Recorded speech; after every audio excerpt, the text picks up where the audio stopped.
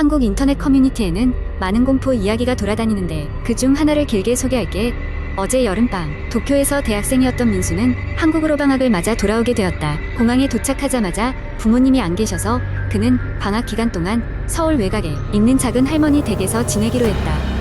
할머니 댁은 오래된 한옥으로 주변엔 산과 논들뿐인 조용하고 외딴 마을에 자리 잡고 있었다. 민수는 특별히 마음에 들지는 않았지만 한적한 분위기에서 남은 학기 동안의 스트레스를 풀 수 있을 것 같아 조금은 안정되는 마음으로 그곳에 도착했다. 첫날 밤은 별일 없이 지나갔다.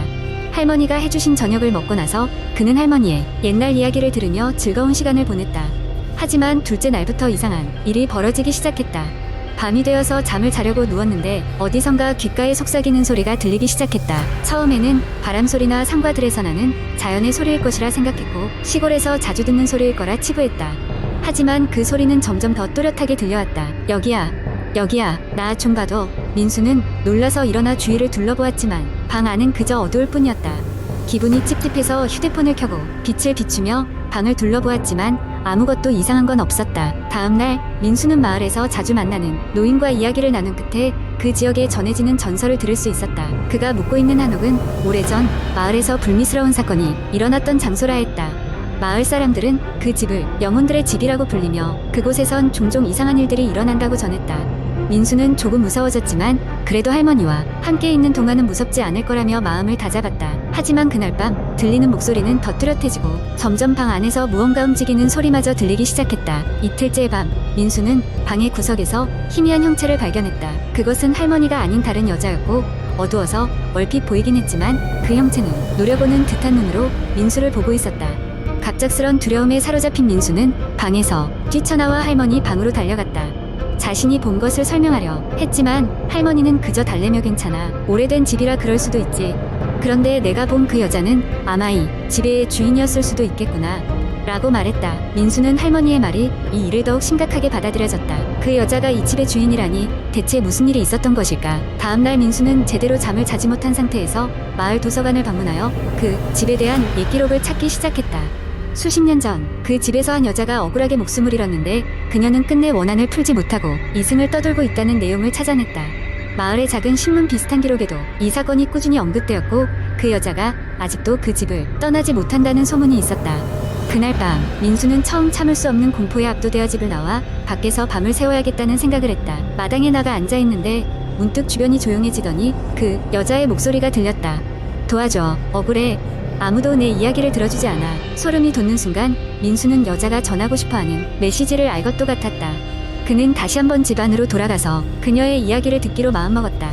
방으로 들어가자마자 여자의 형상이 나타났다. 그녀의 얼굴엔 슬픔과 분노가 가득했다. 민수는 두려움을 누르고 무엇을 원하시나요? 라고 물었다. 여자는 민수를 똑바로 쳐다보며 서서히 사라지면서 그림을 그리듯 한 문장을 남겼다.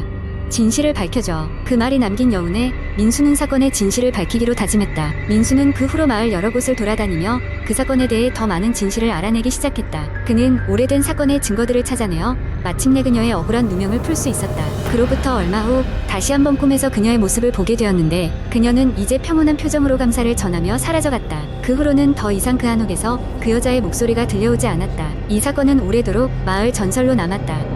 민수는 이제 도로 바쁜 대학 생활로 돌아갔지만 그 여름의 경험은 그에게 평생 잊을 수 없는 교훈으로 남았다. 믿을 수 없어 보이는 이야기 뒤에도 종종 반드시 들어야 할 목소리들이 있다는 것을. 두 번째 이야기. 어느 늦은 겨울밤 저는 서울 시내에 있는 작은 원룸에서 혼자 살고 있었습니다. 날씨는 춥고 바람도 매섭게 불어 창밖에서는 윙윙거리는 소리가 끊임없이 들려왔죠.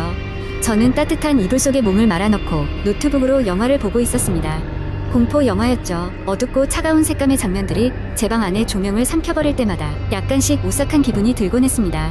영화가 막바지에 다다랐을 무렵 갑자기 노트북 화면이 깜박이더니 꺼져버렸습니다. 순간 당황하여 노트북을 만져보았지만 별다른 이상은 보이지 않았습니다. 배터리가 다 됐나 하고 생각하며 충전기를 꽂았지만 여전히 전원이 들어오지 않았습니다. 불길한 기분이 들기 시작했습니다. 아무래도 느낌이 좋지 않아 전자기기 쪽은 손대지 않고 그냥 자려 하기로 마음먹었습니다. 잠에 들려던 그 순간 방 안에 있는 누군가가 제 이름을 부르는 소리가 들렸습니다. 놀라서 주위를 둘러보았지만 당연히 아무도 없었습니다. 환청인가 제 자신을 그렇게 설득하고 다시 눈을 감았습니다. 하지만 이번에는 더 똑똑히 제 이름을 부르는 소리가 들려왔습니다. 마치 가까운 곳, 바로 제 옆에서 누군가 속삭이는 듯 했죠. 이번에는 정말 겁이 덜컥 났습니다. 침대에서 몸을 일으켜 방안 곳곳을 살폈지만 아무도 없었습니다. 오직 차가운 겨울 바람 소리만이 진짜로 존재하는 소리처럼 들렸습니다. 이상한 기분을 떨쳐내기 위해 불을 켜야겠다는 생각이 들었습니다. 조명을 켜기 위해 스위치를 누르려는 순간 손이 닿기도 전에 불이 켜졌습니다. 더욱이 그 흰 빛은 인위적이고 섬뜩한 빛깔로 방 안을 환하게 비추었습니다. 그 순간 벽에 걸려있던 작은 거울에 무언가 비쳐 보였고 그것은 보통의 제 얼굴이 아니었습니다. 거울 속에 있는 제 얼굴은 미묘하게 일그러져 있었고 눈은 제게 말 못할 슬픔과 두려움을 표현하고 있었습니다. 그런 얼굴로 저를 빤히 응시하고 있었죠. 어떤 장력이 느껴지는 듯했고 저는 본능적으로 방을 나가고 싶었지만 몸이 말을 듣지 않았습니다. 거울 속의 얼굴이 점점 더 생생해져 갔고 무언가 말을 걸려는 것처럼 보였습니다. 공포감에 빠져 눈을 돌렸더니 어느새 거울 속에 저는 없었고 방 안은 원래 있었던 모습 그대로였습니다. 그날 밤 잠들기는커녕 몸을 조금이라도 움직이거나 시선을 돌리는 것조차 두려워 눈 한 번 감지 못했습니다. 그 후 몇 주 동안 그 방을 벗어나는 것에 대한 극심한 불안감과 공포에 시달려야 했습니다. 그리고 어느 순간부터 무심코 거울을 보면 지극히 평범해 보이는데도 그날 밤 봤던 모습이 오버랩되면서 불안해지는 기분을 떨쳐낼 수 없었습니다. 결국 저는 더 이상 그 방에서 살 수 없다는 생각에 짐을 챙겼고 그날을 마지막으로 그 공간을 떠났습니다. 이사 후로는 그러한 경험은 없었지만 가끔씩 꿈속에서 혹은 길을 걸을 때 저를 부르는 그 목소리가 들리는 듯한 착각에 빠지곤 합니다. 아마 그 방은 그곳에 남겨두고 온 그 존재는 아직도 제게 무언가 말을 걸고 싶었던 것 같습니다. 하지만 저는 그것이 무엇이든 다시 듣고 싶지는 않네요. 세 번째 이야기, 한국 인터넷 커뮤니티에는 다양한 공포 이야기들이 공유되곤 합니다. 그 중 하나의 예를 들어 길게 작성해 보겠습니다.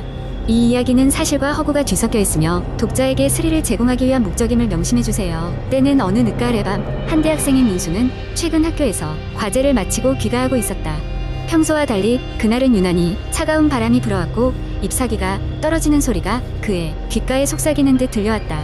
민수는 자취방으로 가는 지름길로 자주 이용하던 작은 산길을 걸어가고 있었다. 평소에도 그 길은 사람들이 잘 다니지 않는 곳이라 늘 한적했지만 그날 밤은 유난히 음침해 보였다. 이어폰에서 흐르는 음악을 최대한 크게 틀며 불안한 마음을 달래던 민수는 갑자기 이어폰이 끊긴 것을 느꼈다. 귀에서 빠진 이어폰은 흙바닥에 떨어져 소리를 내며 통통 튀어갔다. 음악이 멈추니 숲은 더욱 조용했고 그는 일어설 수 없는 무거운 분위기를 느꼈다. 민수는 고개를 들어 주변을 둘러보았다. 그런데 이상하게도 멀리 나무 사이에서 어렴풋이 형체가 보인 것이다. 그는 눈을 비비며 다시 봤지만 그 형체는 여전히 그 자리에 있었다. 뭔가 고요하게 움직이는 것 같았다. 겁이 덜컥 난 민수는 발걸음을 재촉했다. 하지만 그 형체는 점점 더 그의 시야에 가까워졌다. 민수의 등에 식은땀이 흘렀다.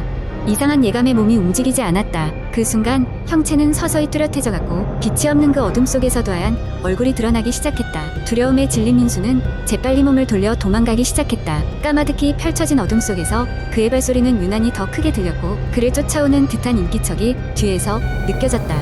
그 어떤 형체도 보이지 않는 길 위에서 민수는 점점 더 빨리 뛰었지만 그의 심장은 터질 듯이 두근거렸고 발은 이상하게도 무거워졌다. 그렇게 얼마나 뛰었을까? 민수는 눈앞에 불빛을 발견했다.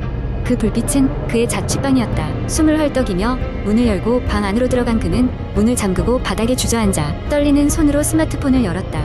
그는 곧장 친구에게 전화를 걸었다. 아무도 받을 수 없는 시간임을 알았지만 누군가의 목소리가 필요했다. 다행히도 친구가 전화를 받았다. 민수는 목소리를 떨며 방금 있었던 일을 빠르게 설명했다. 전화를 받은 친구는 잠시 침묵하다가 이야기했다. 민수야, 지금 내 방에 불 켜져 있어. 민수는 순간 얼어붙었다. 문을 열고 들어올 때 불을 켜지 않았던 민수는 방 안에 불이 이미 켜져 있었다는 것을 깨닫게 되었다. 그의 뒤에서 문이 삐걱거리는 소리가 났고 그제야 민수는 공포에 질려 소리를 지르고 말았다. 다음 날 경찰이 그의 방에 도착했다. 문은 이상 없이 잠겨 있었고 방 안은 아무런 흔적도 없이 깨끗했다. 민수의 행적은 어디에도 기록되지 않았고 그를 본 사람도 없었다. 다만 그의 따뜻한 자취방과 모두 켜져 있던 불빛만이 그가 존재했음을 어렴풋하게 증명하고 있을 뿐이었다. 이 이야기는 그 후 민수의 친구가 인터넷에 올리면서 퍼져나갔다. 민수를 그리워하는 친구들은 여전히 그의 무사귀환을 바라고 있으며 그 산길을 지날 때마다 그 미스터리한 밤의 기억을 떠올린다. 이 이야기는 단지 상상력을 바탕으로 한 허구의 글입니다. 실제 인물이나 사건과는 전혀 관련이 없습니다.